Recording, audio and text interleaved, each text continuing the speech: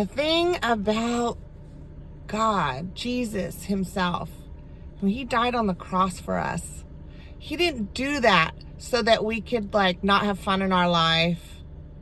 He did that so that he could come into our life and show us a new life. Like I remember when I would go to bars and things like that, or living out of wedlock with a boyfriend, or those are like my testimonies and stories. And God was so patient. He still gave me dreams. I would feel his holy presence with me. And he wasn't forcing me to get out of sin, but he was loving me out of sin. Jesus, you see, he will guide you with the Holy Spirit because he wants to be in your life intimately with you. And sometimes there's tests. As we go to follow him and we follow him as we're being obedient, there's times there's going to be a testing. And he's testing our faith at that time. Or he's testing us for wisdom.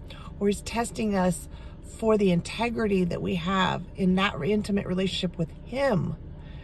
And so whenever we're thinking of going to church or going back to church, yes, church can be a place of religion and that sort of thing. But when you go and you're thinking about Jesus and not about the church and all the things that goes on with church and the behind the scenes things or what have you, but it's about going, worshiping him, keeping your mind on him. Don't keep your mind on the neighbor next to you sitting in the pew or sitting in the chair next to you at church, and then you're like, gosh, they're not worshiping like I feel the fire in me to worship, or I don't feel like, or maybe in a beginning stage of coming to church, you're not feeling like acting like that person over there that's radical crazy while worshiping. I'm not that way.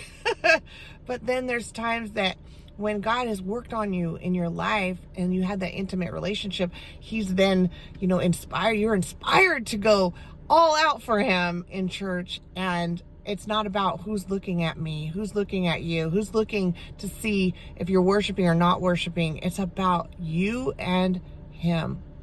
And he's here inside of you, the Holy Spirit. Not to feel condemned, but maybe there's times that you feel a certain way, and that could mean you're prophetic.